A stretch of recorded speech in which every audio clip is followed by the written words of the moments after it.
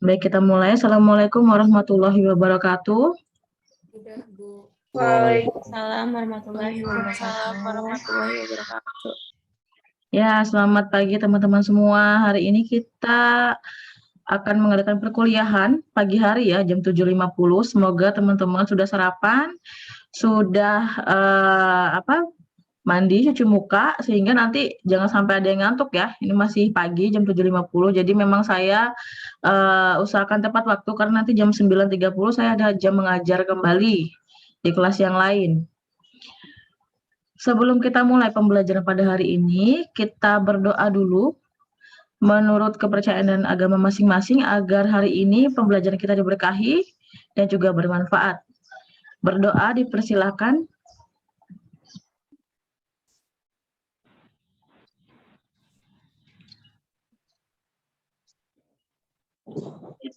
Berdoa selesai. Ya, apa kabar teman-teman semuanya? UTS-nya bagaimana? Alhamdulillah. Alhamdulillah. UTS-nya Lancar, Bu. sukses, lancar ya? Kemarin juga soalnya saya bikin juga nggak terlalu sulit, karena memang sulit untuk dijadikan kasus ya untuk soal-soalnya, dan karena UTS-nya itu online, jadi kita tidak bisa untuk menyelenggarakan UTS dengan esai. Padahal saya juga pertamanya pengennya esai, cuman kalau misalnya esai, saya juga bingung nanti mengoreksinya terlalu banyak di komputer ya. Ya, oke. Hari ini kita akan belajar atau berdiskusi tentang topik P3K atau pertolongan pertama pada kecelakaan. Yang pada dasarnya ini bisa dilakukan oleh semua orang awam ya, yang sudah terlatih. Jadi orang awam pun selain petugas kesehatan itu bisa melakukan hal ini atau P3K ini, kalau memang mereka sudah berlisensi dan juga sudah menjalani pelatihan tertentu tentang P3K. Nah, ini capaian pembelajaran kita hari ini. Yang pertama, teman-teman akan mengetahui dan memahami apa pengertian dari P3K itu sendiri, dan juga mengetahui dan memahami maksud dan tujuan pelaksanaannya, lalu juga mengetahui prinsip tindakannya, karena P3K ini tidak sembarangan dilakukan ya, tapi ada hal-hal tertentu yang harus kita perhatikan sebelum melakukan maupun sesudah melakukan tindakan P3K. Dan mengetahui siapa saja personilnya, siapa saja yang bisa melakukan P3K ini, termasuk kita petugas kesehatan ya, termasuk baik itu nanti di lingkungan masyarakat maupun di rumah sakit. Lalu mengetahui faktor-faktor apa saja yang harus diperhatikan dalam melaksanakan P3K, karena kecelakaan-kecelakaan yang biasanya dialami korban itu kan macam-macam. Ada kecelakaan lalu lintas, ada perdarahan, ada luka gores, ada fraktur ataupun patah tulang, dan cedera-cedera lainnya yang tidak terlihat biasanya secara fisik dari luar, tapi ternyata dari dalam ada perlukaan. Nah, itu harus kita ketahui ketika kita akan melaksanakan atau melakukan P3K pada korban. Ya, yang pertama tentang pengertiannya terlebih dahulu. Kenapa? Karena ada berbagai macam istilah selain P3K yang biasanya itu termasuk dalam pelaksanaannya. Misalnya kalau dari tim kesehatan sendiri ataupun petugas kesehatan sendiri, itu ada pelatihan namanya basic life support atau bantuan hidup dasar. Itu hampir sama seperti P3K, namun kalau P3K ini kan pertolongan yang diberikan pertama kali pada individu yang mengalami kecelakaan ataupun perlukaan yang dilaksanakannya itu di tempat itu, pada saat waktu itu, bahkan sebelum profesional kesehatan itu ada, maksudnya datang ke tempat kejadian. Jadi pertolongannya itu memang dilakukan misalnya dengan alat-alat yang terbatas, ataupun dengan biasanya kita dibantu sama orang-orang yang awam. Nah, itu pertolongan pertama yang nantinya akan life saving ataupun menjaga nyawa korban itu tetap selamat ataupun menghindari injurinya agar tidak lebih lanjut sebelum ke profesional kesehatan atau fasilitas kesehatan yang lanjut. Jadi pertolongan pertama itu biasanya memang dilakukan di tempat kejadian. Misalnya pada suatu ketika misalnya kita menemukan kecelakaan di jalan misalnya, lalu lintas kan paling banyak itu kecelakaan yang sering kita lihat selain di rumah sakit. Eh, itu biasanya kan belum ada tuh petugas kesehatan, bahkan orang-orang awam pun mereka hanya melihat seperti ini, karena takut mungkin ketika menolong dan lain sebagainya ada hal yang salah. Nah, karena dari P3K ini dia menyimpan ilmu ataupun prinsip-prinsip dalam menolong korban kecelakaan itu sesuai dengan tingkat injurinya, jadi tidak sembarangan. Nah, di sini kita lihat pertolongan pertama menurut AHA, American Heart Association, itu definisinya adalah tindakan atau perawatan medis awal yang diberikan pada individu yang mengalami injuri, ya, yang mengalami perlukaan. Penyakit akut pun bisa. Jadi kalau di rumah sakit itu ada yang mengalami penyakit akut sehingga dia henti jantung. Kalau teman-teman pernah lihat pernah lihat atau pernah dengar tentang code blue, ya, kode biru. Nah, itu kan salah satu tindakan ataupun kondisi yang dimana pertolongan pertama ini diaktifkan, emergency sistemnya diaktifkan. Lalu pertolongan pertama pada kecelakaan. Nah, ini kecelakaan ini sudah ya. Kalau tadi kan pertolongan pertama saja. Nah, ini sudah eksklusifkan ke kecelakaan. Berarti ada penyebabnya. Yang pertolongan pertama ini injurinya itu disebabkan oleh kecelakaan. Perawatan awal yang diberikan ketika injuri terjadi, yang diberikan pada waktu dan tempat lokasi terjadinya kecelakaan, sebelum diberikan perawatan lanjutan oleh profesional kesehatan atau fasilitas kesehatan. Lalu tak ada lagi ditambah lagi eksklusifnya lagi adalah tentang pertolongan pertama pada kecelakaan kerja, yang dimana kecelakaannya ini khusus di bidang pekerjaan atau di bidang di tempat kerja dia terjadinya. Kalau kecelakaan yang kedua ini kan injurinya bisa terjadi di mana saja. Kalau yang kecelakaan kerja itu pasti di tempat kerja, yaitu pertolongan dan perawatan sementara. Sementara berarti bukan sampai situ saja pertolongannya. Nanti ada pertolongan lanjutan dari profesional kesehatan yang akan melanjutkan dari pertolongan pertama tadi. Pertolongan pertama dan perawatan sementara terhadap korban kecelakaan sebelum mendapat pertolongan yang lebih sempurna lagi dari petugas kesehatan. Jadi pada prinsipnya atau pada dasarnya P3K ini bukan langsung diberikan seperti perawatan-perawatan yang seperti di medis ya, ada oksigen, terus ada misalnya transfusi darah, terus habis itu ada alat defibrilator, ada peralatan-peralatan yang memang adanya di rumah sakit, itu belum. Jadi pada pertolongan pertama ini benar-benar manual. Semuanya biasanya diberikan secara alat-alatnya itu terbatas, yang ada di kita itu terbatas. Ini namanya pertolongan pertama. Nah, setelah itu kita harus tahu tujuannya, apa sih tujuannya. Ketika kita sudah tahu tujuan P3K, kita pasti mengerti apa yang harus kita lakukan setelahnya. Tujuannya pertama adalah menyelamatkan nyawa. Ini paling penting. Menyelamatkan nyawa sehingga mempertahankan nyawa pasien sampai nanti di fasilitas kesehatan lanjutan itu tetap ada. Maksudnya tetap selamat. Lalu yang kedua, meringankan penderitaan atau mencegah kesakitan lebih lanjut.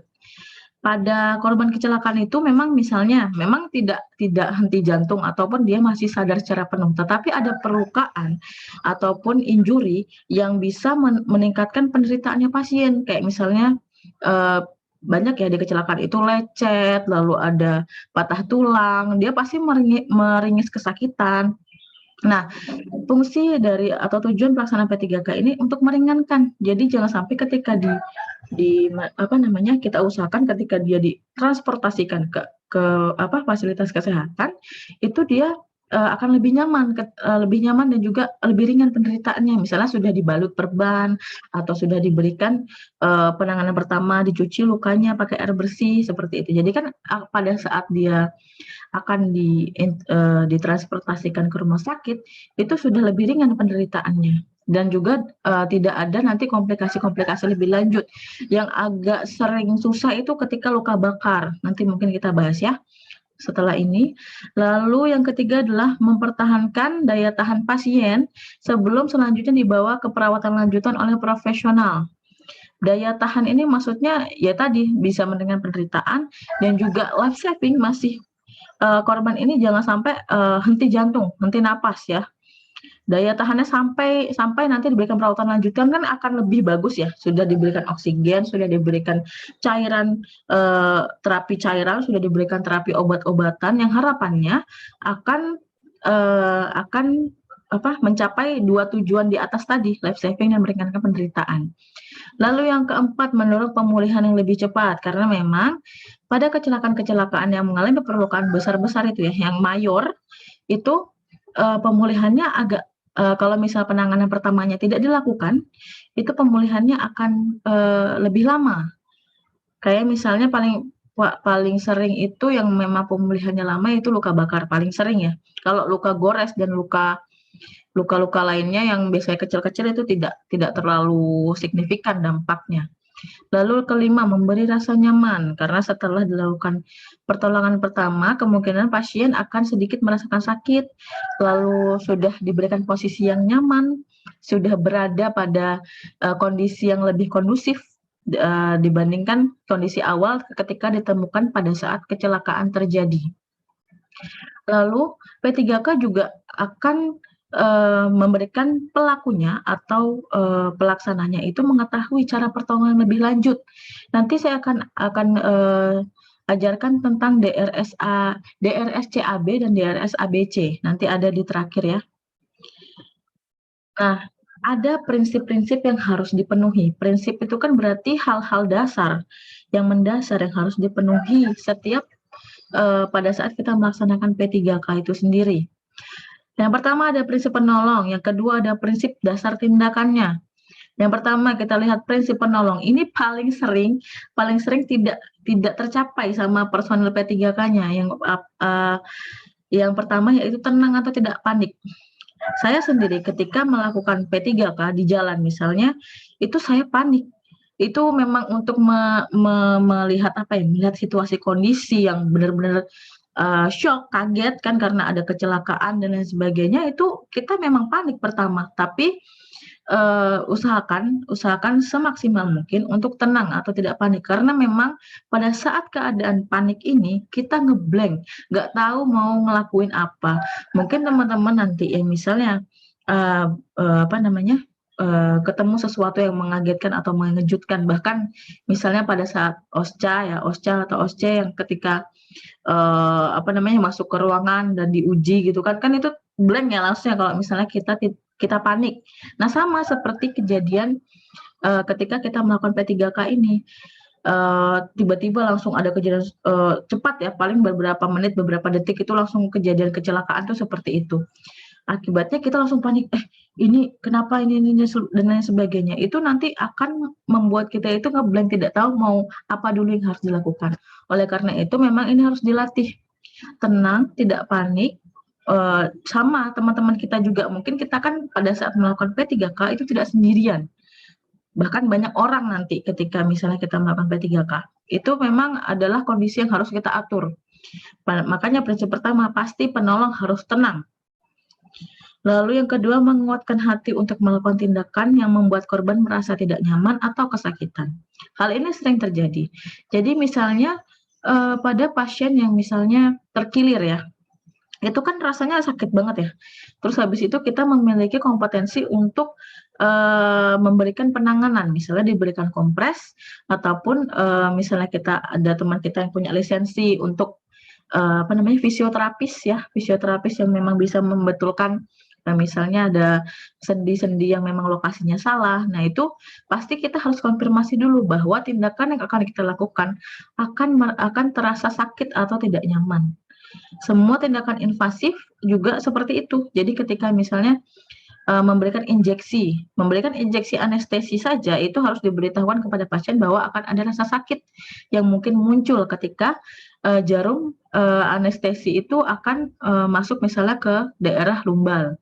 Nah, itu kan harus kita komunikasikan kepada orang ataupun korban yang di P3K ini. Lalu yang ketiga, ini juga harus ada, yaitu melakukan tindakan penyelamatan dengan tangkas. Tangkas itu cepat ya, cepat, rapi, ya, dan tepat sesuai urutannya, sesuai hasil injuri ataupun perlukaan yang dialami pasien. Nanti jangan kebalik-balik. Ini biasanya memang pada personil P3K ini harus jeli dalam melihat kondisi umum pasien. Lalu yang keempat adalah memperhatikan keadaan umum korban. Adakah kesadarannya, pernapasan, denyut jantung, perlukaan, adakah patah tulang, adakah hal-hal yang misalnya masih ada di pasien, maksudnya biasanya itu yang tersengat listrik ya. Jadi kita harus memperhatikan dulu keadaan umum korban dan lokasinya. Jadi keadaan umum dan lokasi kejadiannya itu apakah kondusif dilakukan tindakan P3K ini. Lalu yang selanjutnya adalah prinsip dasar tindakannya. Yang pertama sudah pasti penolong menyelamatkan diri dulu sebelum menolong korban. Jadi jangan sampai kita jadi korban kedua. Ya, apabila pada misalnya kejadian paling banyak itu adalah kejadian yang susah mengamankan diri adalah kejadian di kebakaran. Itu kan kecelakaan juga ya. Yang pasiennya biasanya kobaran apinya masih tinggi, kita masuk, itu tidak dibenarkan. Karena apa? Karena kemungkinan besar kita akan menjadi korban juga. Sama seperti di lalu lintas.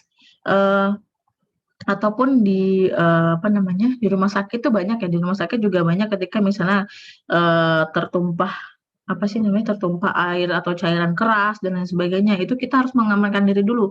Kita harus terbebas dari bahaya tersebut terlebih dahulu sebelum kita menolong korbannya. Kita menyelamatkan diri dulu. Penolong itu harus jadi penolong, bukan jadi korban selanjutnya. Lalu yang kedua atau A adalah amankan korban dari tempat kejadian sehingga terbebas dari bahaya.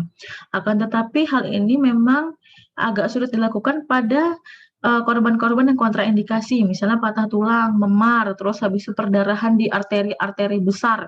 Itu memang pengamanannya bukan dipindahkan pasiennya ke tempat yang lebih aman, tapi di sekitarnya itu dibebaskan. Jadi orang-orang di sekitarnya ataupun misalnya ada keramaian di sekitarnya harus kita atur sehingga tempatnya terbebas dari bahaya. Tempat pasien tergeletak itu terbebas dari bahaya. Ada lagi, ini saya lupa hapus P-nya ya. Ini mulai tandai tempat kejadian sehingga orang lain mengetahui adanya kecelakaan. Misalnya banyak tuh biasanya di di tempat paling banyak di kecelakaan lalu lintas ya, sudah ada orang yang mengatur lalu lintas, terus sudah ada ditandai agar jangan lewat area yang tempat kecelakaan itu untuk orang-orang awam. Lalu usahakan hubungi profesional kesehatan atau fasilitas kesehatan. Nah, ini juga jangan lupa ya, ketika misalnya kita asik melakukan pertolongan pertama, tapi kita lupa untuk meng-call ataupun memanggil pusat gawat darurat di rumah sakit terdekat. Nah, itu juga hal yang salah, hal yang kurang tepat untuk dilakukan, hal yang tidak bijak. Karena apa? Percuma nanti kan kita melakukan pertolongan pertama itu untuk mempertahankan si pasien agar nanti ketika profesional kesehatan datang itu sudah setengah ditangani lah, sekitar 20% ditangani di lapangan, sehingga nanti pas diangkut oleh petugas kesehatan itu sudah lebih baik. Lalu tindakan yang terakhir adalah tindakan pertolongan terhadap korban dilakukan dengan urutan yang tepat. Nanti kita belajar untuk DRSCAB-nya di slide-slide terakhir ya. Karena urutannya itu tergantung sama kondisi pasien nanti. Ketika kita tidak tepat ya kasihan pasiennya. Kita melakukan tindakan yang seharusnya tidak perlu kayak gitu. Lalu nah ini pemberian P3K saya berikan contoh-contohnya ya. Sebenarnya contohnya banyak sekali, cuman kalau saya taruh di sini nanti ini ya nggak selesai nanti kuliah kita ya, banyak sekali. Ini contoh-contoh yang paling sering kita temui saja. Yang pertama paling sering ada perlukaan, ada terbukanya jaringan tubuh kita, pasti ada namanya perdarahan atau pendarahan. Caranya adalah melakukan penghentian aliran darah ya secara sementara dengan menekan area lukanya yang terjadi perdarahan. Ini seperti perdarahan pada hidung itu mimisan maksudnya ya. Posisi korban duduk, dengan kepala merunduk ya, cegah korban memaksa mengeluarkan darah dari hidungnya, tapi instruksikan korban memijit cuping hidungnya. Jadi di sini biar kita tuh seperti menekan. Jadi di sini kan ketika ada perdarahan berarti ada arteri ataupun pembuluh darah yang pecah di situ. Caranya adalah kita tekan. Jadi nanti aliran darahnya akan lebih sedikit ataupun akan mampet. Jadi nanti perdarahannya berhenti. Kalau misalnya lebih dari 10 menit, segera panggil petugas kesehatan. Karena ini nanti takutnya dari itu kan perdarahan ya dari vena maupun arteri. Itu nanti kalau misalnya lebih dari 10 menit takutnya itu nanti bisa jadi perdarahan yang masif atau perdarahan yang hebat yang akan mengganggu fisiologis dari pasiennya, keadaan fisiologis dari pasiennya. Nah, ini perdarahan karena luka. Di sini ketika kita melihat melihat korban kecelakaan itu dengan luka perdarahan yang masif ya, itu pasti kita harus tekan lukanya dengan kain yang bersih ya, ataupun apapun yang bisa menekan lukanya itu secara sementara. Nanti setelah itu kita balut. Jadi di sini namanya ada, kalau misalnya ada pelatihan P3K ataupun Basic Life Support, bantuan hidup dasar, itu sudah diajarkan cara membalut luka, menekan area luka supaya perlukaan itu ataupun darah tidak terlalu lama kehabisan darah, jangan sampai kehabisan darah. Lalu penekatan di sini bisa dilihat penekanan. Jadi menutup dan menekan luka dengan tangan atau tutup dengan kain bersih sebelum dilakukan penekanan. Jadi diberikan bantalan dulu, biasanya pakai kasa ya, ataupun kain bersih. Itu sampai ditekan banget ya. Saya pernah itu mengatasi pasien perdarahan tapi di hipertensi, itu sangat hebat sekali. Kucuran darahnya itu sangat masif ya, jadi langsung kayak selang nyemprot itu. Nah, nanti kalau tidak kuat di dep itu nanti dia bocor lagi. Ditekan itu dia bocor lagi. Jadi penekanan memang harus areanya luas di area sekitar perlukaan, baru nanti kita dep ataupun kita tekan. Nah, nanti baru diberi balutan. Balutannya pun harusnya yang kuat. Akan tetapi jika ikatan perbannya itu merasa kesakitan, ya kita longgarkan sedikit. Misalnya bantalannya sudah terisi penuh sama darah ya, kita pastikan darahnya itu jangan sampai mengucur lagi. Ketika memang mengucur lagi, kita ikat kuat lagi. Lalu bantalannya itu nanti ditumpuk saja, jadi bukan diambil terus diganti, tapi ditumpuk lagi sehingga nanti bebat ataupun perbannya, balutannya itu akan lebih kuat. Bisa juga kita menggunakan bahan kayu atau logam. Jadi nanti penekanannya ada bantalannya itu bantalan yang keras. Jadi nanti penekanannya akan lebih kuat lagi. Biasanya juga ini juga dilakukan pada pasien yang mengalami fraktur ataupun patah tulang, namanya pembidaian. Jadi ada balut bidai, biasanya nanti pelatihan P3K dan juga Basic Life Support ada pelatihan balut bidai. Caranya seperti ini, seperti di gambar nih ya, ada perlukaan, lalu diberikan bantalan terlebih dahulu,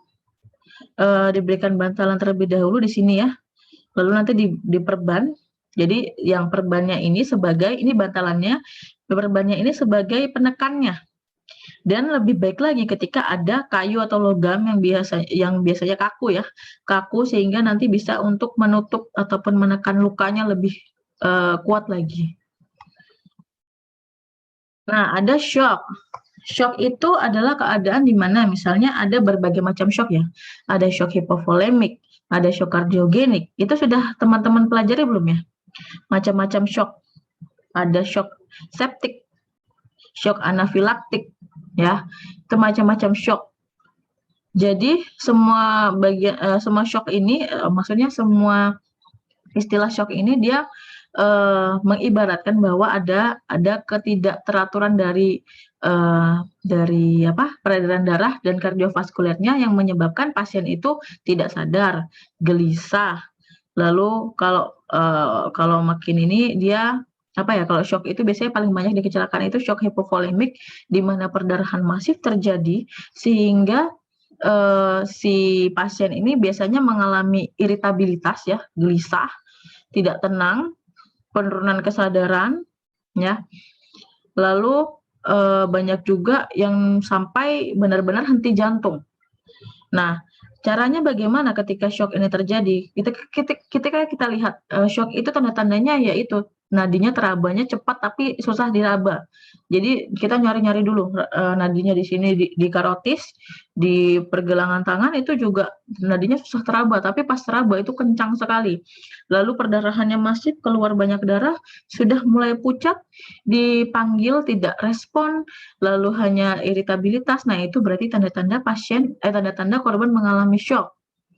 Caranya bagaimana? Ya membawa korban ke tempat terbuka terlebih dahulu ketika bisa ya. Jadi ketika bisa. Karena banyak kejadian yang memang disertai oleh fraktur, apalagi fraktur lumbal dan juga servikal, itu kan sangat riskan ketika diberikan penanganan berupa mobilisasi. Lalu melonggarkan semua pakaian korban, posisikan korban berbaring jika bisa dengan posisi kaki lebih tinggi dari kepala. Kenapa posisi kaki lebih tinggi dari kepala? Karena karena tadi shock yang disebabkan kan tadi karena perdarahan yang masif sehingga volume darah dalam tubuh itu akan lebih sedikit daripada sebelum shock tadi, dan yang mengakibatkan otak ini si jantung ini kesusahan untuk mengalirkan darah ke otak. Karena yang pertama kita selamatkan adalah tingkat kesadaran adalah di otaknya dulu. Otak tidak boleh kehilangan suplai darah terlalu lama. Nanti akan berbahaya. Makanya posisi kakinya lebih tinggi dari kepala. Hentikan perdarahan jika terjadi ya. Hentikan perdarahan dengan menekan area tadi seperti tadi yang sebelumnya yang luka karena perdarahan itu dengan menekan dan membalutnya. Lalu berikan selimut agar korban tetap hangat dan segera bawa korban ke fasilitas kesehatan terdekat. Nah, itu untuk shock. Lalu ada luka bakar. Luka bakar yang pertama kali adalah kita pasti dari P tadi ya, menyelamatkan diri terlebih dahulu sebagai penolong ketika memang tidak dimungkinkan untuk menolong pada saat itu, ya kita hanya bisa menunggu. Bukan karena kita tega, karena kita juga tidak mau bahwa kita yang menolong malah juga terkena injurinya.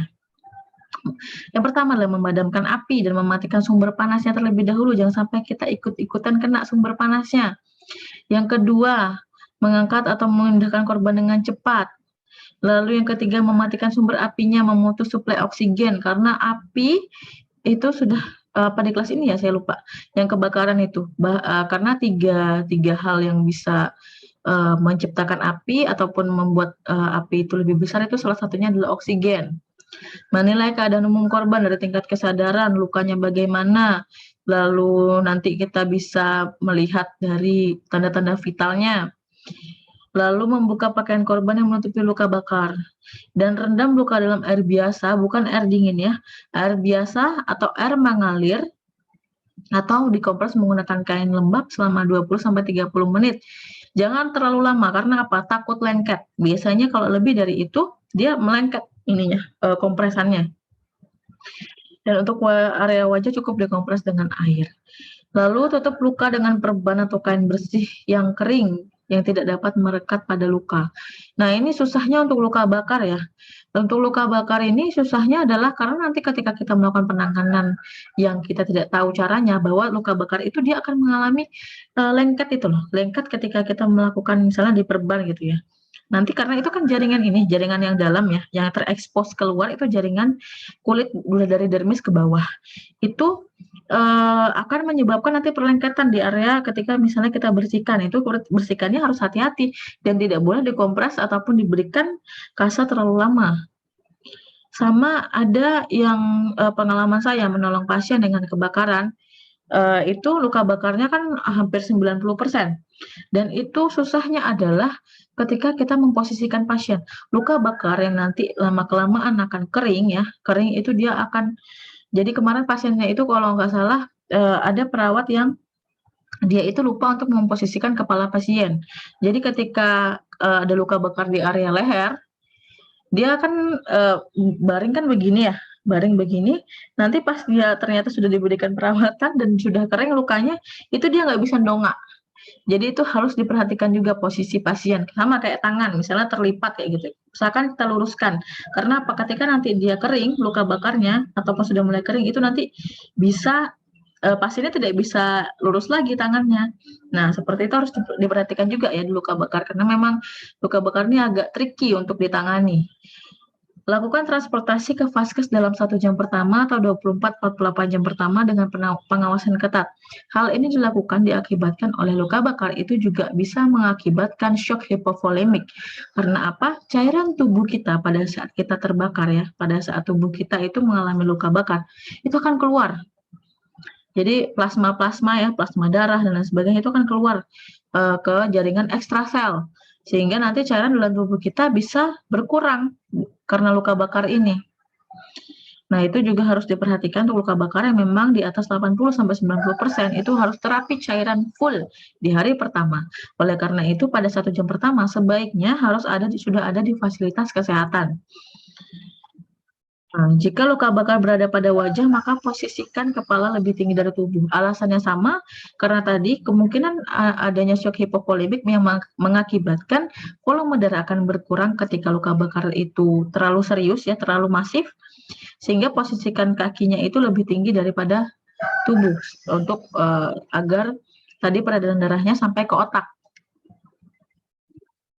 Nah, ini yang sering pingsan. Pingsan itu keadaan di mana kita itu suplai darah ke otak itu enggak lancar ya. Maksudnya berkurang, entah itu kecapean ataupun pada saat kegiatan yang terlalu banyak ya.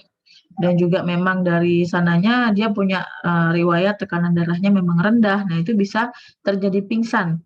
Lagi-lagi posisinya adalah kaki korban lebih tinggi dari kepala. Sama, karena pada saat orang pingsan itu keadaan jantungnya dia akan memompa lebih cepat ya, lalu tapi dengan pompaan yang lebih cepat itu kan memang fisiologis agar otaknya itu tersuplai oleh oksigen dalam darah. Nah, tapi pada saat keadaan pingsan ini dia kesulitan. Dari tekanannya memang sudah rendah, lalu misalnya dia akhirnya kan tiba-tiba pingsan itu karena memang suplai oksigennya kurang di dalam otak.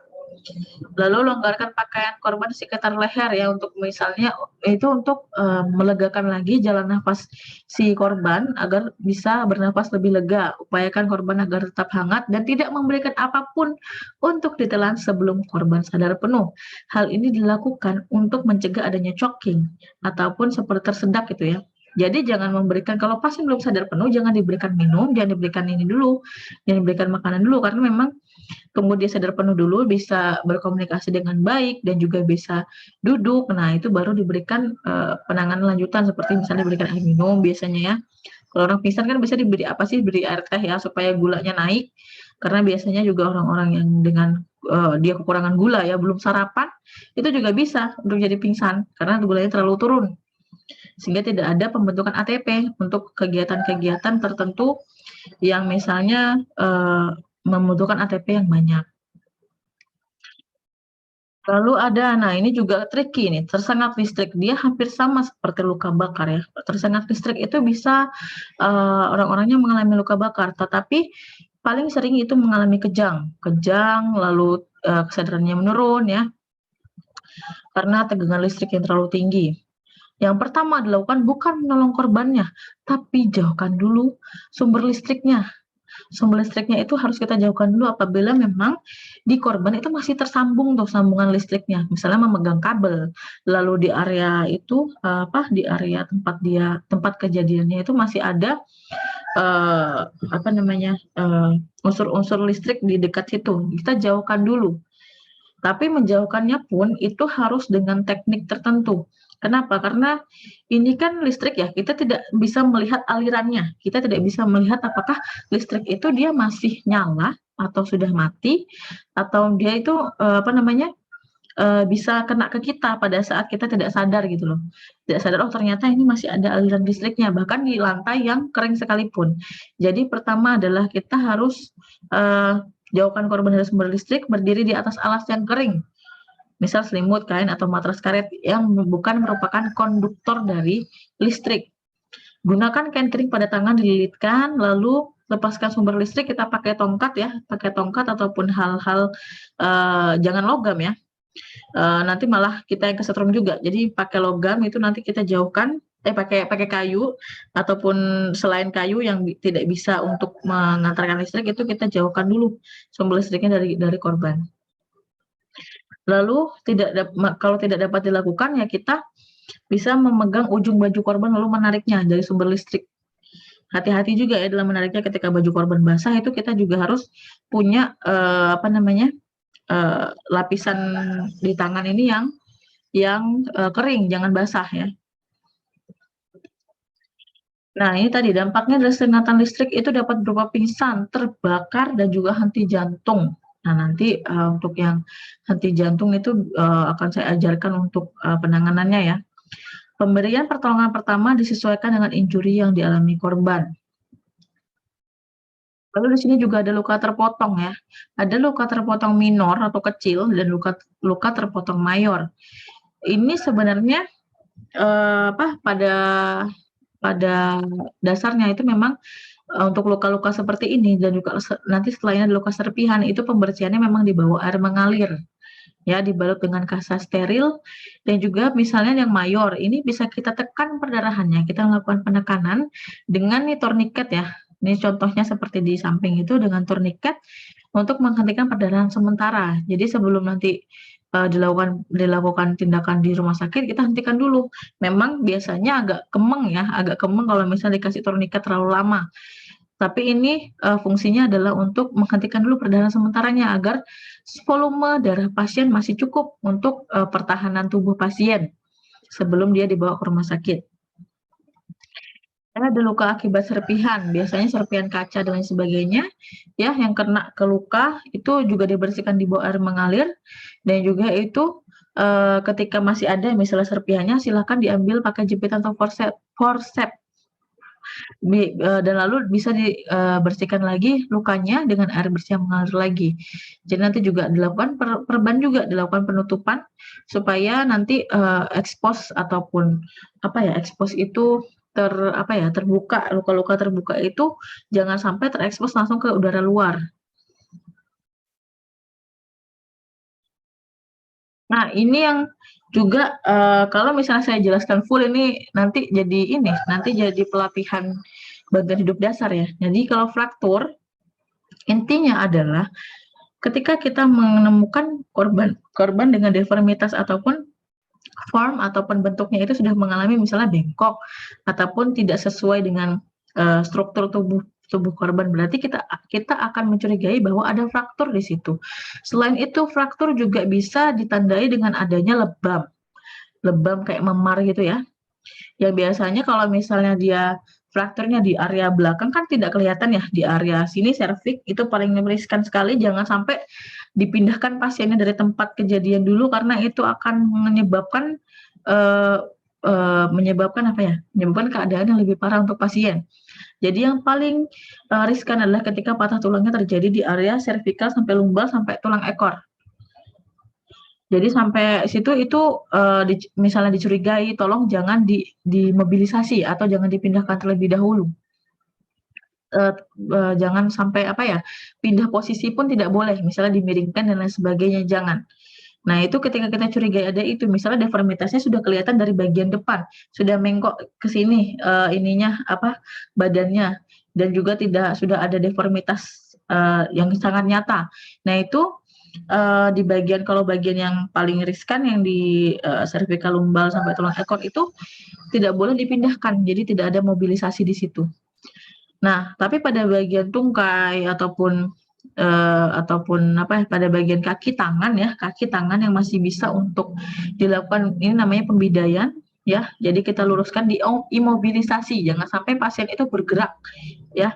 Imobilisasi itu kan berarti dibekukan mobilisasinya, jangan sampai pasien itu korban itu pada saat fraktur itu menggerakkan kaki ataupun tangannya yang mengalami fraktur. Dan pada faktor-faktor tertentu ini tadi ada punggung dan juga tungkai, itu harus dipindahkan oleh petugas medis yang tahu caranya. Jika harus dipindahkan, misalnya tidak ada dicurigai adanya fraktur di area tungkai, di area di area punggung, itu dipindahkan, itu bisa. Tapi lakukan dulu pembidaian ini sehingga nanti posisinya pun misalnya dia frakturnya ke arah kanan, jangan sampai itu berpindah lurus atau ke arah kiri. Tetapkan posisi itu tetap pada saat fraktur itu terjadi.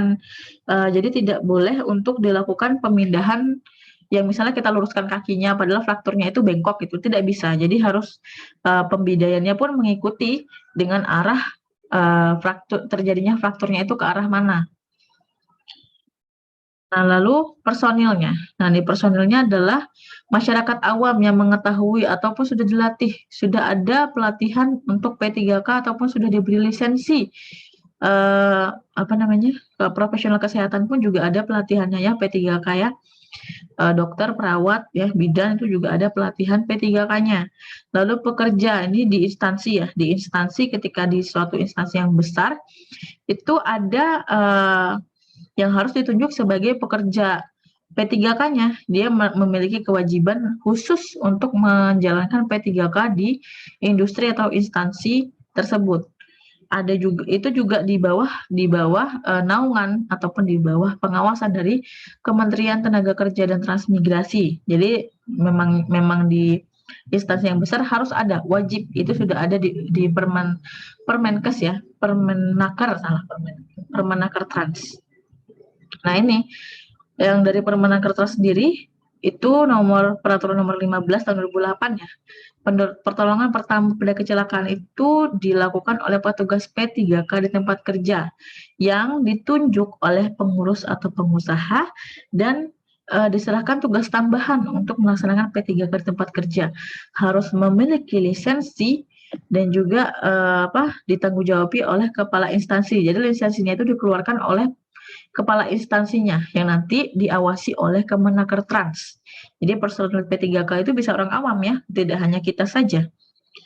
Lalu, nah ini dia, namanya bantuan hidup dasar. Ini untuk review saja, karena nanti kemungkinan besar P3K itu tidak lepas dari bantuan hidup dasar ini.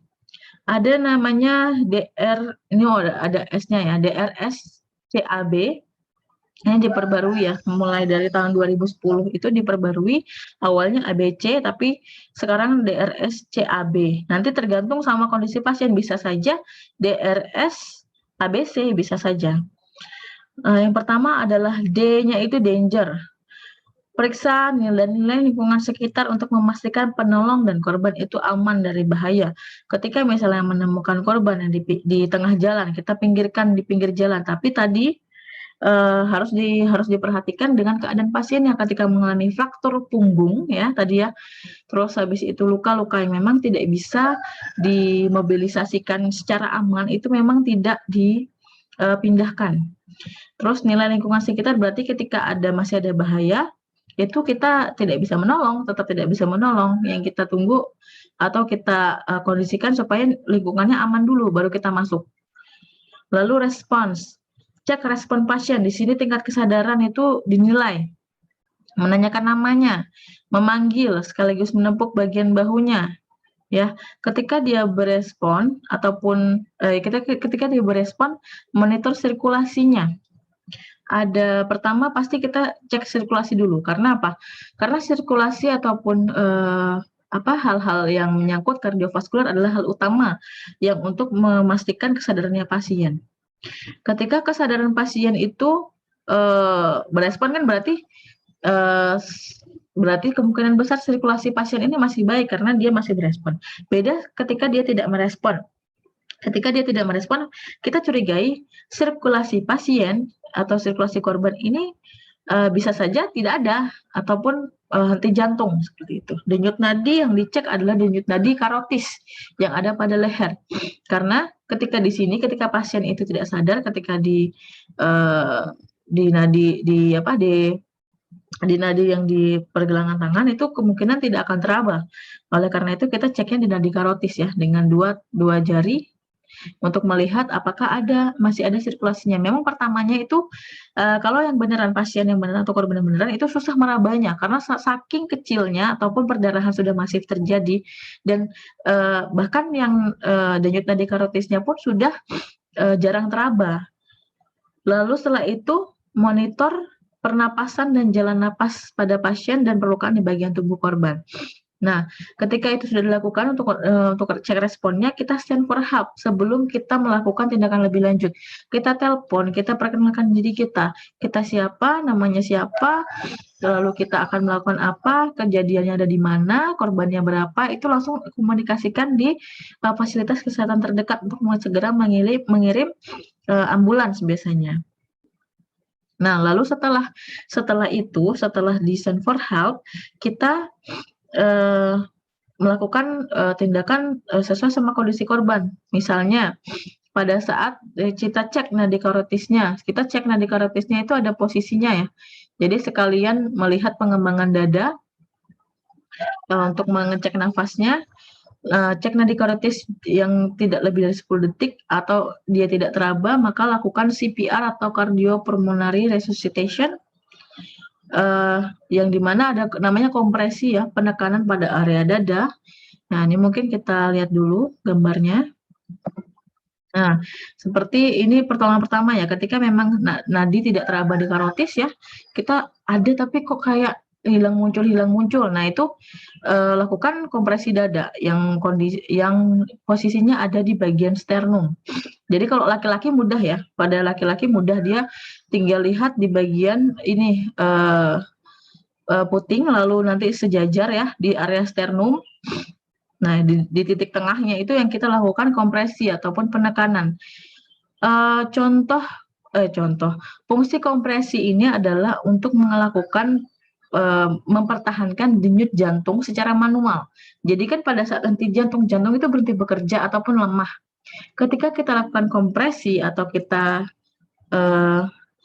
berikan penekanan itu secara cepat 100 kali per menit, harapannya adalah si jantung ini juga ikut berdenyut pada saat kita melakukan kompresi ya. Jadi kita seperti melakukan denyut jantung dari luar, inisiasi denyut jantung dari luar. Hal ini itu dimaksudkan untuk mempertahankan sirkulasi darah lagi-lagi adalah ke otak.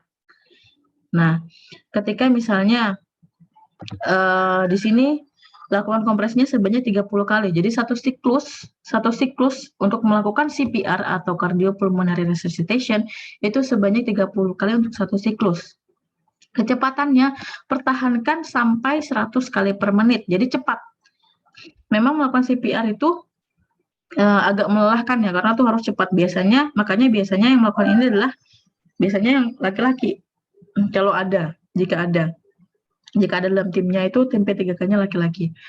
Lalu yang kedua, ketika kita sudah melakukan kompresi sebanyak 30 kali, kita lihat RW-nya. RW ataupun jalan nafasnya. Ada metodenya untuk membuka jalan nafasnya, yaitu head tilt chin lift atau jaw thrust. Ini fungsinya adalah untuk melihat ketika takutnya ketika nanti pasien itu sudah sirkulasi sudah kembali ya, RW-nya tertutup, malah RW-nya tertutup oleh entah itu dia lagi makan atau lagi menelan sesuatu ya, itu menyebabkan saluran nafasnya itu terblokade. Akibatnya kita harus melakukan ini teknik head tilt chin lift atau jaw thrust, dan juga mengeluarkannya bisa dengan cross finger dan finger sweep.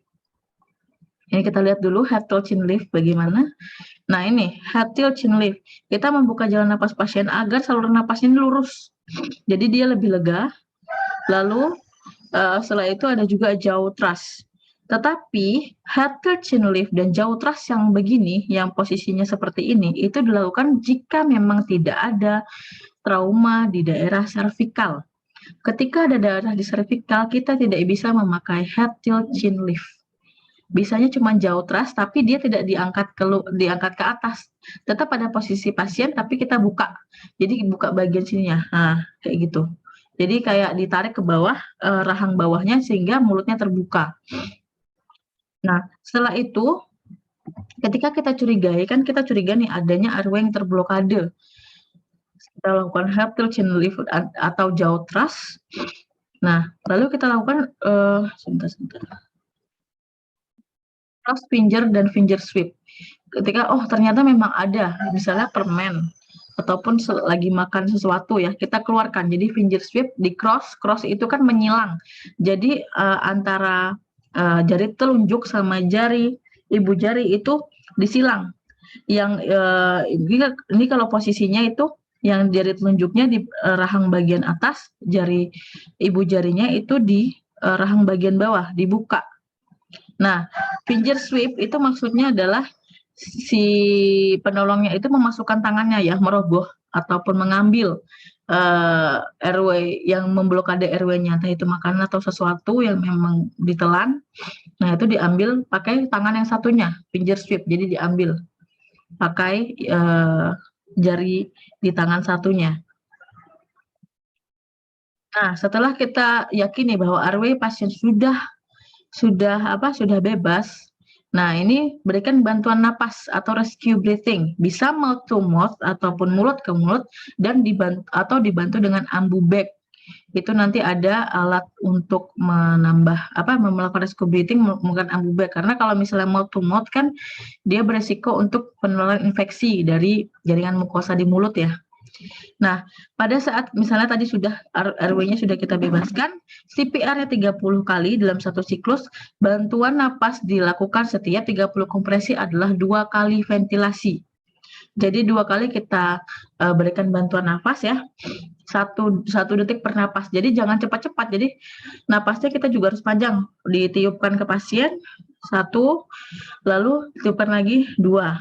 Nah, ketika belum ada memang nadinya dicek di karotis belum ada, lakukan lagi CPR 1 siklus lagi sampai 5 siklus.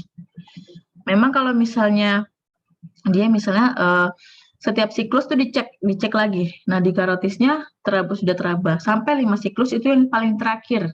Jadi ketika 5 siklus itu sudah selesai dan pasien ataupun korban masih tidak teraba di nadi karotisnya, berarti pasien itu sudah tidak bisa diselamatkan. Karena di 5 siklus itu sudah full ya. Dan di 5 siklus ini jangan kira itu tidak akan menyebabkan perlukaan pada saat dilakukan kompresi. Banyak hal-hal yang butuh kita perhatikan, yaitu di area sternum itu masih ada tulang kan. Tulang itu biasanya rawan untuk patah atau fraktur.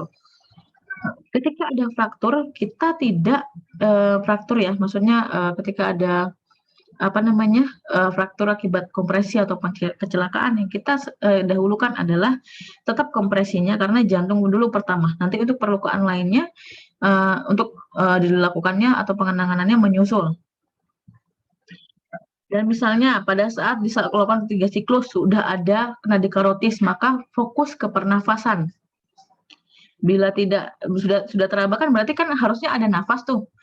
Ternyata pas dilakukan inspeksi lagi, kayak misalnya kita di sini posisinya belum saya masukkan ya gambarnya.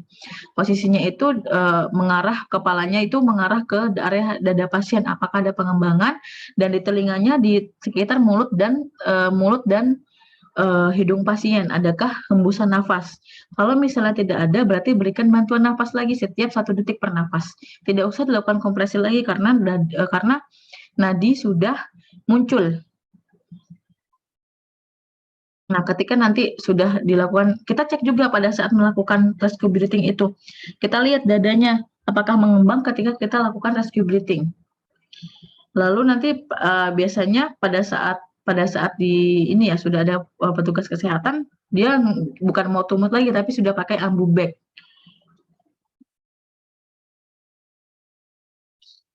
Nah, di sini rescue breathing-nya belum saya kasih link ya, ada gambarnya rescue breathing-nya ini. Nah, ketika sudah ada misalnya rescue breathing sudah berhasil dilakukan atau breathing-nya itu sudah ada, pola nafasnya pasien sudah secara spontan meskipun sedikit ya. Tetap cek nadi setiap 2 menit, takutnya nanti henti jantung lagi ya.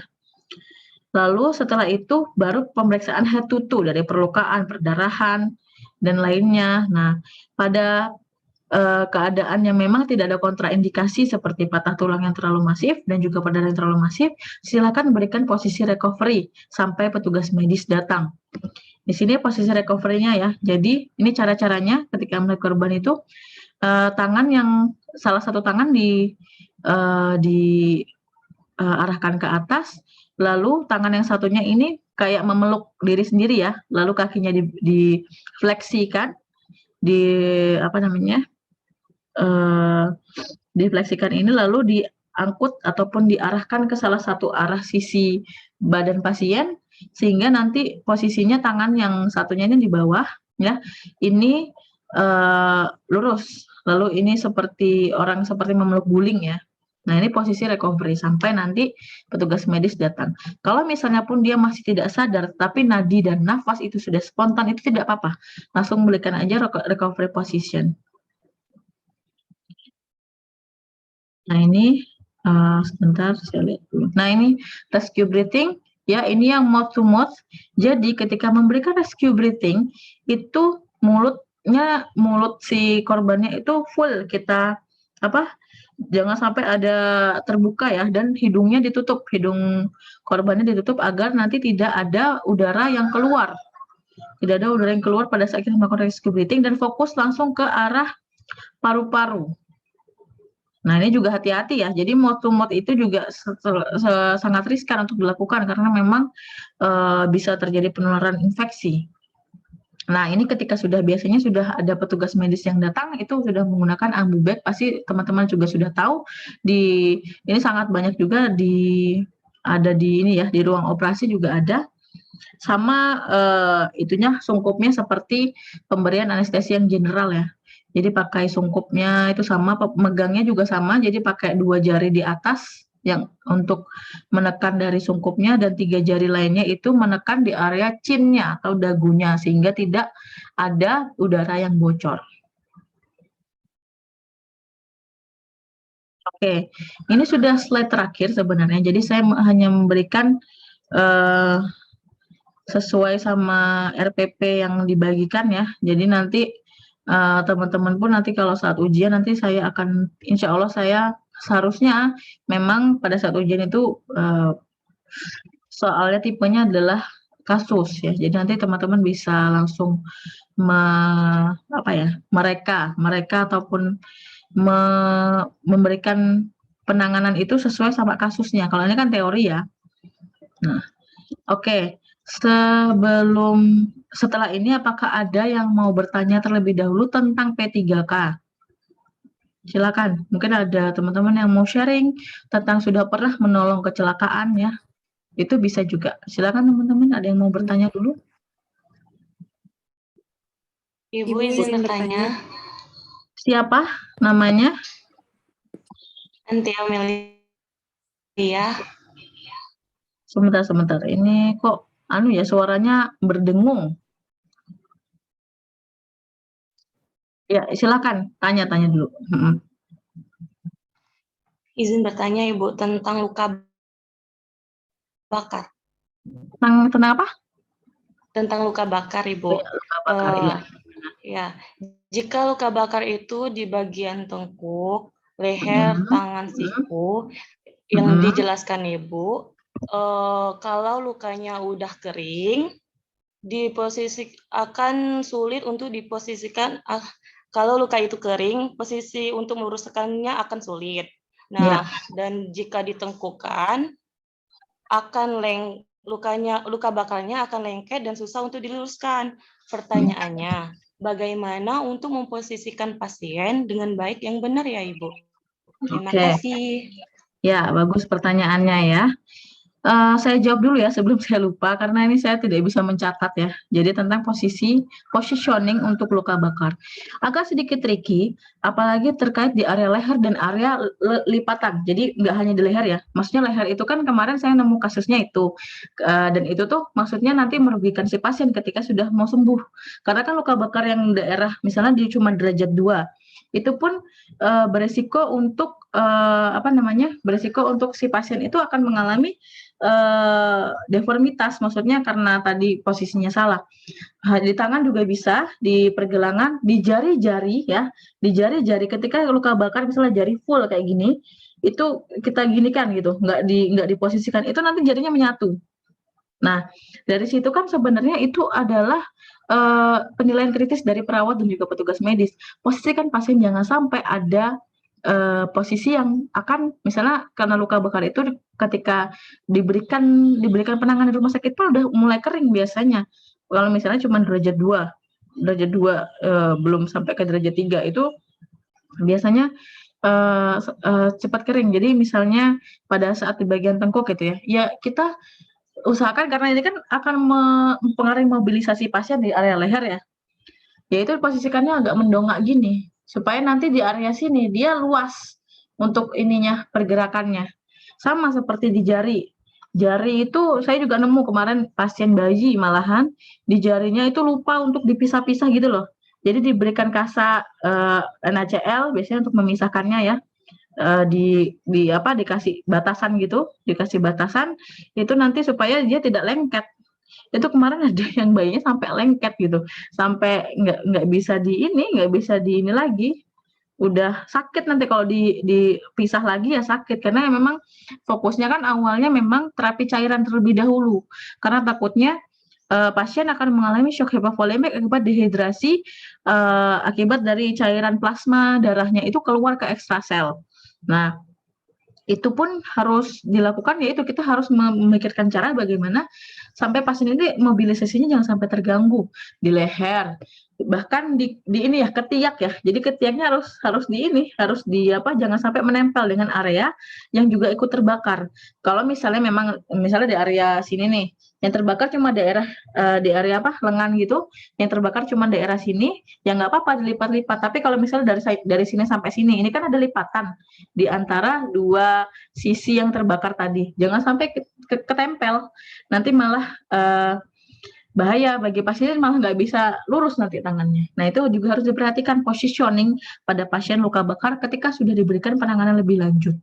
Ya, ketika nanti pun misalnya dia disiram sama air mengalir ya, seperti itu, karena luka bakar juga disiram sama air mengalir ya untuk membersihkannya ada debu dan lain sebagainya.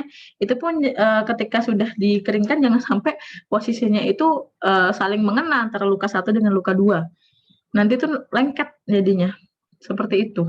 Jadi nanti itu sebenarnya kreativitas ataupun pemikiran kritis dari perawatnya sendiri. Oh, ya untuk luka bakar ini rawan sekali terjadinya perlengketan antara jaringan satu dengan jaringan yang lain di posisi lain, karena memang karena itu kan sama-sama ini ya jaringan kulit dalam dermis ya, yang harusnya kita kan dilapisi kulit. Nah itu kan hilang kulitnya pada saat luka bakar lapisan epidermisnya. Nah bagian dermis dan endodermis itu juga ada cairan-cairan ekstrasel yang memang bisa menyebabkan perlengketan dari area situ, karena tadi ada sekresi-sekresi cairan yang bisa untuk yang bisa untuk terjadinya perlengketan di area yang terbakar. Seperti itu. Jadi nanti tergantung di mana lokasinya, yang penting si perawat dan juga petugas medis harus tahu bahwa nanti kalaupun pasien nanti dilakukan penanganan terapi cairan, itu harus juga tentang posisinya. Harus diperhatikan tentang posisinya untuk nanti pada pasien pulang itu jangan sampai ada kecacatan lebih lanjut. Itu apakah sudah jelas atau ada yang diklarifikasi lagi? Sudah Ibu, terima kasih Ibu. Oke, ada lagi yang mau bertanya? Ibu, saya izin bertanya. Ya, silakan Mbak Aliza, Nur Aliza ya. Ya. Ya. Ibu, apa semua instansi kesehatan itu memerlukan ini Bu, lisensi untuk P3K? Yang instansi kesehatan ya, bukan instansi industri toh? Maksudnya instansi peluang usaha, instansi usaha. Berarti ini fokus ke petugas kesehatan.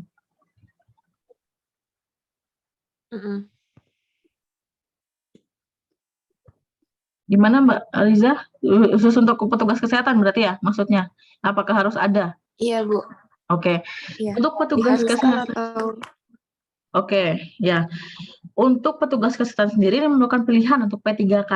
Akan tetapi yang tentang tadi lisensi tentang bantuan hidup dasar, basic life support yang biasanya diadakan pelatihan oleh PPNI ataupun semua instansi keperawatan ya dari HIPANI juga ada, itu harus ada. Jadi yang BTCLS atau Basic Trauma and Care Life Support itu pelatihan yang harus kita punya lisensinya sebelum kita masuk ke rumah sakit untuk bekerja ya. Sekarang hampir semua rumah sakit itu mempersyaratkan hal itu. Bahkan untuk yang bekerja di IBS atau yang bekerja di ruang OK itu harus ada. Bukan P3K-nya, akan tetapi tentang tadi bantuan hidup dasar yang memang di dalam P3K itu juga ada unsur basic life support itu. Ya, P3K itu nanti ada pelatihan sendiri lagi yang misalnya memang fokus dari jabatan ataupun apa namanya posisi yang nanti ada di rumah sakit tentang P3K ada yang mempersyaratkan hal tersebut. Jadi tidak wajib untuk P3K, yang wajib adalah tadi pelatihan lisensi tentang bantuan hidup dasar yang biasanya kita sebutnya sering BTCLS ya, Basic Trauma Care and Life Support. Itu sama BLS itu Basic Life Support, tapi ada Trauma Care yang di situ juga ada kegiatan-kegiatan yang tadi bisa dilakukan di P3K. Jadi P3K itu pilihan. Kalau yang wajib BTCLS-nya, Basic Life Support-nya. Karena di rumah sakit itu ada yang namanya pengaktifkan emergency management system yang dimana itu membutuhkan skill untuk penyelamatan pasien yang henti jantung. Itu bisa terjadi dimanapun, bahkan di ruang OK sekalipun. Dan itu harus ada lisensinya, semua perawat yang ada di situ. Bahkan perawat anestesi pun harus ada basic life support-nya. Basic life support-nya. Yang tadi saya bilang ada namanya di rumah sakit itu Code Blue, ya. Code Blue, ketika Code Blue aktif itu semua memang ada timnya, tim emergensinya ada untuk yang Code Blue. Tetapi sebelum tim emergensi datang, tentu saja perawat yang ada di lokasi, termasuk perawat anestesi, juga harus mampu melakukan pemberian bantuan hidup dasar pada pasien yang mengalami henti jantung. Seperti itu. Jadi bukan P3K-nya yang fokusnya, tapi di bantuan hidup dasarnya. Untuk P3K ini kan dikerjakan ketika memang ada terjadi kecelakaannya entah itu perlukaan yang mengakibatkan perdarahan, lalu ada kebakaran masif atau luka tergores yang sampai itu tuh menyebabkan injury yang memang diakibatkan oleh hal-hal tertentu. Tapi kan kalau misalnya henti jantung misalnya di rumah sakit itu biasanya karena penyakitnya. Itu namanya pertolongan pertama saja, tapi bukan pada kecelakaan, tapi pertolongan pertama. Yang dilakukan ya itu tadi, basic life support itu tadi. Yang CPR, terus habis itu yang pembebasan jalan napas, terus habis itu pemberian rescue breathing. Nah, itu masuknya di basic life support. Yang di dalamnya yang itu merupakan salah satu unsur dari P3K itu sendiri. Tapi P3K tadi kan dia tujuannya selain untuk life saving, dia juga untuk meringankan penderitaannya ketika terjadi kecelakaan. Sedangkan kalau misalnya life support itu memang tujuan utamanya memang life saving dulu. Itu tujuan utamanya paling awal adalah life saving dulu. Entah itu perlukaannya bagaimana ataupun dampaknya bagaimana, yang penting denyut nadi pasien ada, airway pasien bebas, dan breathing pasien itu muncul breathing response-nya. Seperti itu Mbak Nur Aliza. Ada yang mau diklarifikasi? Oh, nanya lagi. Iya ya, gimana Mbak? Itu kan kalau basic life support itu wajib ya Bu ya, sebelum kita ke rumah sakit itu. Berarti itu tuh disediain kita nyari sendiri buat ambil lisensi itu atau gimana ya Bu? Itu tergantung masing-masing instansi pendidikannya. Kalau di saya dulu S1 itu ada memang menyediakan, tapi memang pihak universitas itu hanya sebagai penyelenggara. Untuk yang membayarnya itu, karena itu kan mahal ya. Sekitar kalau sekarang itu, kemarin saya lihat terakhir 2 juta. 2 juta itu udah sama ininya sih, sudah sama pelatihan offline-nya, terus sudah sama ujiannya, karena itu biasanya dilakukan tidak hanya sehari, itu bisa sampai seminggu, karena itu ada ujiannya. Setelah di ujian itu ada nilainya, nanti ada sertifikatnya diberikan ketika memang dia sudah lulus. Ketika dia tidak lulus, jadi harus mengulang, seperti itu. Jadi memang masing-masing instansi. Kalau misalnya di kampus kita sendiri, saya belum menanyakan sih, maksudnya apakah itu disediakan ataupun sudah kerjasama dengan himpunan-himpunan keperawatan khusus ya untuk anestesi sendiri. Tapi kalau misalnya perawat perawat yang perawat biasa itu sudah ada dari PPNI, itu dia sudah menyediakan bahkan yang di Dewan Wilayah itu sudah ada untuk pelaksanaan BTCLS itu. Cuman saya anestesi saya belum dengar sih, karena kan HIPANI itu merupakan baru ini ya, himpunan yang masih muda ya. Jadi mungkin nanti akan ada juga, cuman penanganannya sama seperti semuanya itu sama, baik itu dari fokus anestesi, fokus bedah, fokus anak, itu juga akan diajarkan semua. Bahkan kemarin yang saya ikut BDCLS itu sampai yang bayi pun itu ada ujiannya untuk basic life support-nya. Jadi memang wajib untuk yang itu. Tapi di kalau mau cari sendiri juga ada. Cari sendiri itu kalau di tempat kita saya kurang tahu, cuman kalau saya di Jogja itu banyak sekali.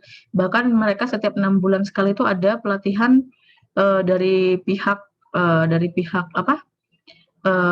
Himpunan Perawatan yang Jogjanya itu sudah mengadakan memang BTCLS bagi umum ya, baik itu bisa mahasiswa, bisa juga yang memang tenaga kesehatan yang mau memperpanjang. Misalnya saya kan sudah punya, nah itu bisa diperpanjang, tapi setiap 5 tahun akan diperbarui, sama seperti STR, sama seperti surat tanda registrasi. Nah, seperti itu.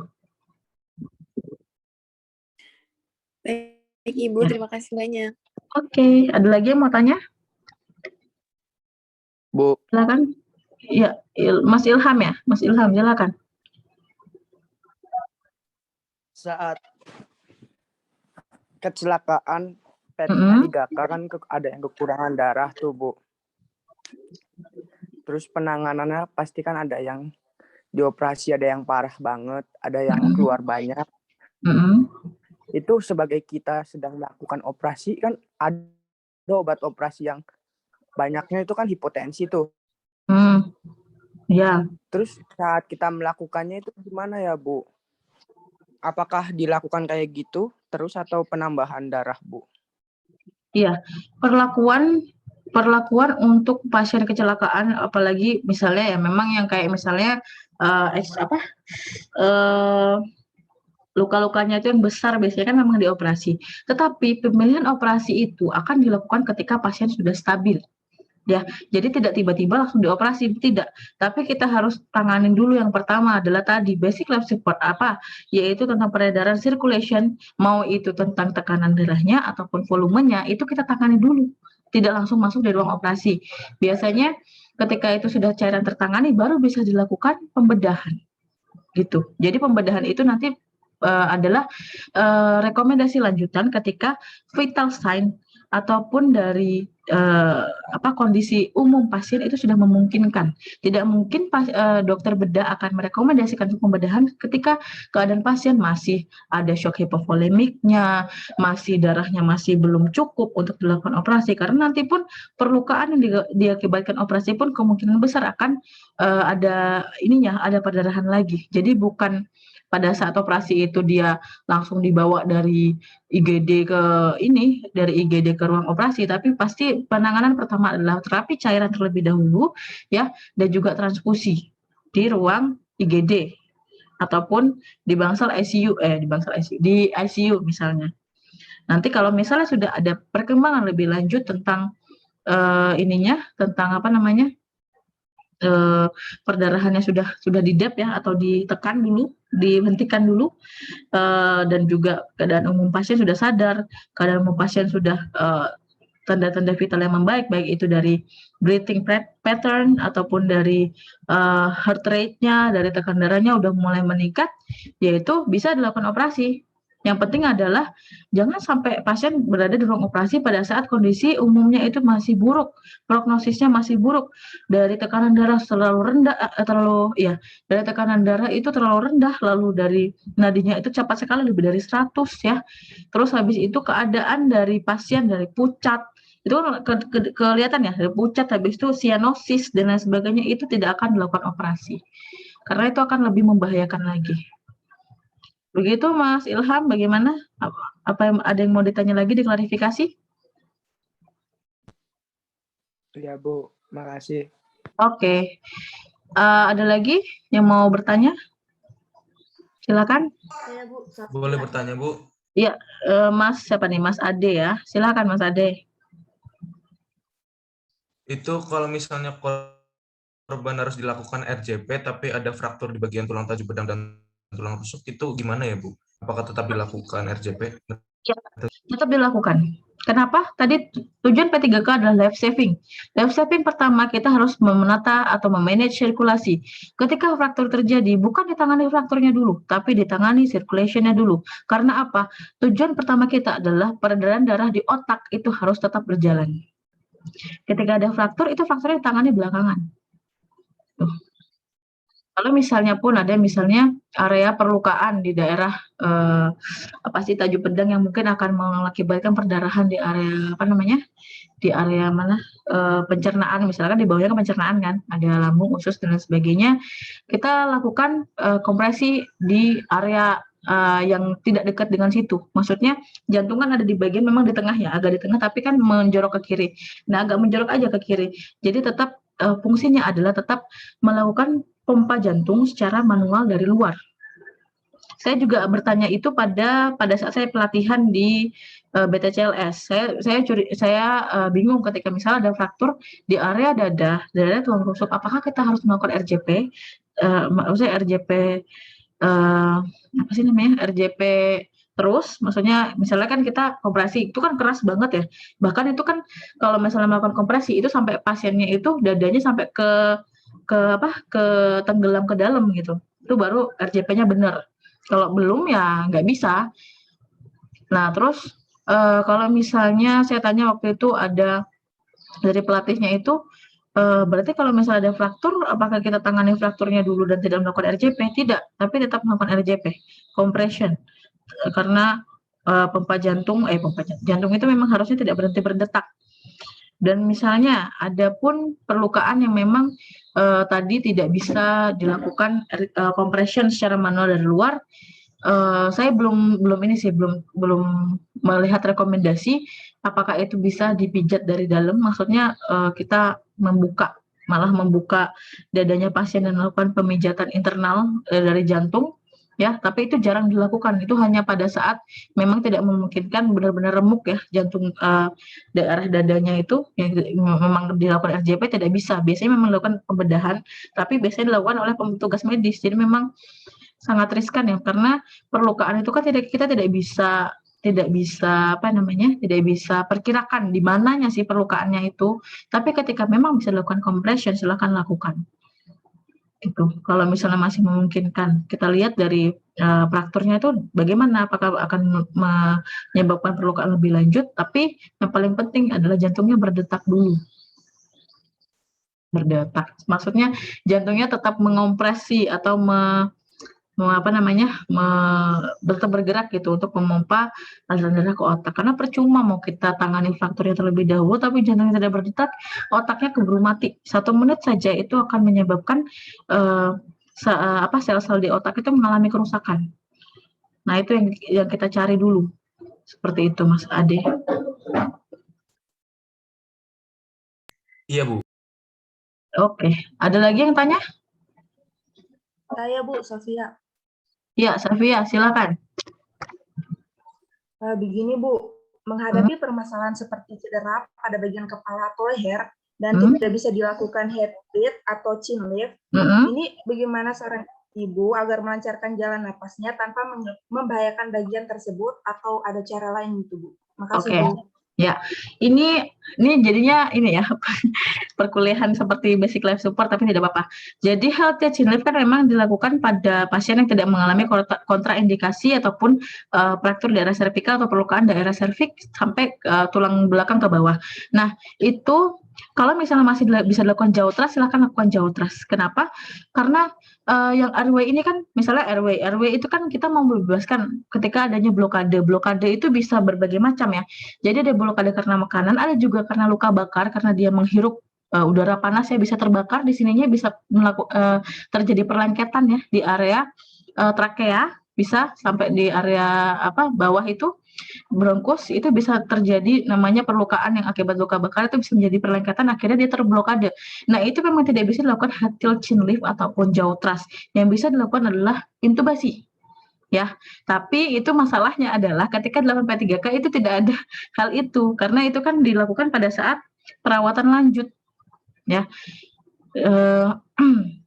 Ada lagi apa namanya, kalau misalnya yang misalnya tidak bisa pakai tidak misalnya ada perlukaan di daerah servikal yang kita curigai kok ada memar di sini, berarti kemungkinan besar ada patah tulang ataupun pecahnya pembuluh darah di situ. Tolong jangan sampai diubah posisinya, karena takutnya nanti perdarahannya makin kencang di area dalam, dan juga hanya bisa dilakukannya adalah jaw thrust. Ingat yang pada airway itu memang ketika memang tidak ada terjadinya blokade, ya sudah tidak usah dilakukan healthy chin lift itu. Kita lihat bahwa pasien pada saat dia tidak sadar, terus nadinya terabah, tetapi breathing pattern-nya dia jelek.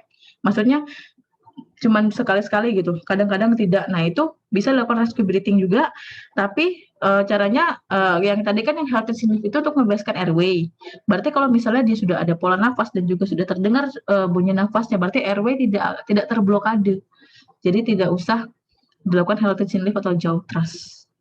Seperti itu. Tapi yang paling sering, yang paling susah itu yaitu tadi luka bakar. Karena luka bakar itu tidak hanya di luar, tapi ketika menghirup udara panas dari kebakaran ya, itu bisa terjadi perlukaan bakar di sini yang menyebabkan area jalan napasnya terblokade karena luka bakar itu. Akibatnya dilakukan kortikotiroidektomi, yang dimana itu merupakan pembukaan jalan nafas yang dibedah ataupun dibolongin di sini ya, seperti intubasi. Nanti langsung dilanjutkan dengan pemberian rescue breathing menggunakan ambubek yang disambungkan dengan alat ya, jadi seperti intubasi ventilator seperti itu. Tapi itu cuman dilakukan ya ketika petugas kesehatannya ada. Kalau nggak ada ya memang susah, tidak bisa. Kita mau pembedahan langsung di situ ya juga nggak bisa, karena memang alat-alatnya tertentu seperti itu. Jadi memang tergantung kondisi pasien. Jadi makanya saya bilang tadi penggunaan P3K ataupun basic life support ini ketika dilakukan itu tergantung sama kondisi pasiennya. Jadi kita harus kritis sendiri sebenarnya menilai keadaan itu. Makanya memang yang pelatihan P3K itu harus berlisensi, karena di situ sudah tahu caranya. Misalnya dia masih memakai helm pun tidak melepas helm ketika ada kecelakaan yang menyebabkan servikal itu mengalami perlukaan, itu tidak bisa sembarangan diambil. Ya, ada caranya. Karena apalagi kalau kita tiba-tiba orang awam tuh biasanya mengambil helmnya dibuka untuk melihat pernapasannya, tapi ternyata itu malah mematikan pasien. Maksudnya membuat pasien tidak selamat. Karena apa? Karena tadi penarikan helm itu kan ada tekanannya ya ke atas. Nah, itu akan bisa menyebabkan perlukaan lebih lagi ketika kita tidak tahu bahwa oh itu cedera servikal ternyata. Nah, itu tadi saya harus ingatkan lagi. Healthy chin lift dilakukan memang untuk memastikan saja airway-nya bagus apa tidak. Tapi ketika memang sudah pada saat kita lakukan inspeksi di area, kan kuping kita di hidung pasien ya, terus sama di mulut pasien, ketika itu ada nafasnya ya sudah, itu berarti airway-nya kemungkinan besar tidak terblokade. Memastikannya kalau memangnya tidak ada kontraindikasi ya udah pakai healthy chin lift, kalau ada ya silakan pakai jaw thrust saja. Lihat oh airway-nya tidak ada ya sudah lanjutkan kompresi seperti itu. Gimana Mbak Sofia? Ya, sudah Bu. Terima kasih Bu. Oke. Ada lagi? Sepertinya tidak ada ini. Apa semuanya pada tidur ini? Baru jam berapa? Jam 9 ya. Ya. Jadi mungkin sampai sini saja kuliah kita pada hari ini. Ya mudah-mudahan teman-teman bisa lebih mengeksplor lagi bahan kuliah dari saya, karena memang dalam P3K ini itu adalah semuanya ketika kita memberi tindakan itu tergantung kondisi pasien. Jadi semua kondisi, semua kasus-kasus itu harus dipelajari. Nanti teman-teman akan